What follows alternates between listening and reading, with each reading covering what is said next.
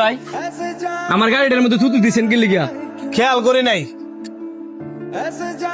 তা ধরুন 100 টাকা গাড়িটা ধুয়াই লইন।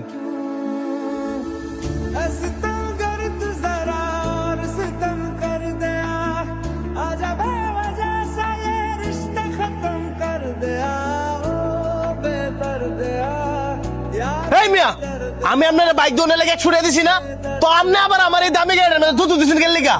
দেখে তুতু ফালাই নাই।